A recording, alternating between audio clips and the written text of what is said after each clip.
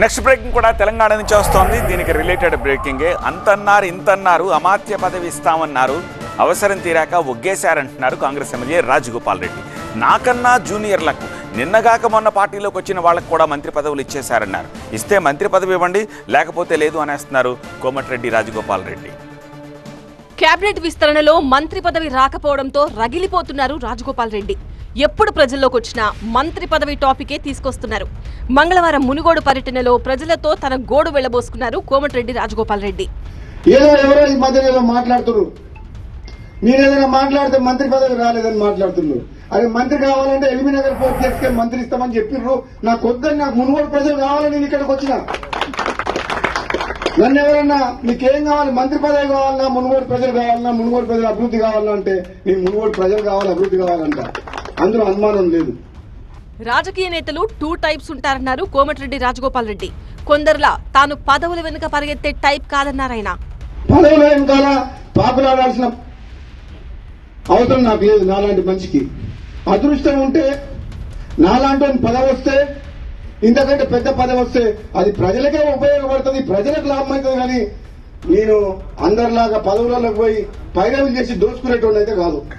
దోచుకునేవారే పదవుల కోసం పాకులాడతారన్నారు కాంగ్రెస్ ఎమ్మెల్యే. ఎవరికి కావాలి పెద్ద పెద్ద పదవులు? పదవులు అడ్డం పెట్టుకొని రాజకీయాల్లోకి వచ్చి, రాజకీయాలు అడ్డం పెట్టుకొని పదవులలోకి వచ్చి వేల కోట్లు దోచుకునేటానికి వారికి పదవులు కావాలి. రాజగోపాల్ రెడ్డికి ప్రజలు కావాలి, రాజగోపాల్ రెడ్డికి ప్రజల అభివృద్ధి కావాలి, సంక్షేమం కావాలి.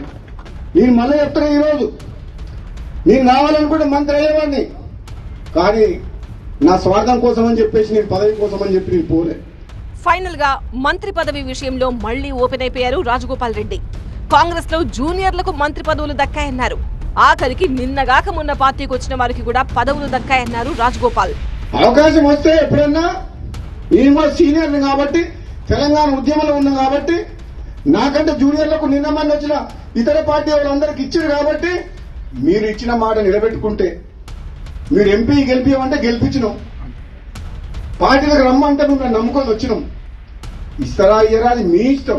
కానీ నేను మాత్రం పదవుల కోసం ఎవరింటికి పోయి కాలు మొక్కి మనసు చంపుకొని దిగజారడం మాత్రం జరగదు. పని బతుకున్నాను. భువనగిరి ఎంపీని గెలిపిస్తే మంత్రి పదవి ఇస్తారని చెప్పారని, ఆయనను గెలిపించినా తనకు మంత్రి పదవి ఇవ్వలేదన్నారు రాజగోపాల్ రెడ్డి.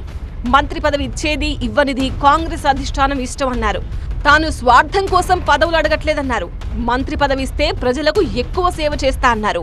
మరోవైపు రాజగోపాల్ రెడ్డికి మంత్రి పదవి ఇస్తానని అధిష్టానం హామీ ఇచ్చిన విషయం తనకు తెలియదన్నారు కోమటిరెడ్డి వెంకటరెడ్డి. నేను మంత్రి పదవి ఇచ్చే స్టేజ్లో ఉన్నాను. నేను మద్దతుగా ఇది జాతీయ పార్టీలో కొన్ని సిస్టమ్, దాని ప్రకారం పార్టీ అగ్రనాయకత్వం నిర్ణయం తీసుకుంటుంది. సీఎం గారిని అభిప్రాయాలు తీసుకుంటారు. ముఖ్యమంత్రిగా సీఎం గారు మంత్రివర్గాన్ని నియమించే అవకాశం కేంద్ర జాతీయ పార్టీ కాబట్టి ఇక్కడ వాళ్ళ పర్మిషన్తో ఆయన చేయడం జరుగుతుంది. అందులో మా ప్రమేయం కానీ ఎవరి ప్రమేయం కానీ ఉన్నదల్లా. నిన్న కూడా సీఎం రేవంత్ కు వ్యతిరేకంగా రాజగోపాల్ రెడ్డి మాట్లాడితే వెంకటరెడ్డి మాత్రం అనుకూలంగా మాట్లాడారు.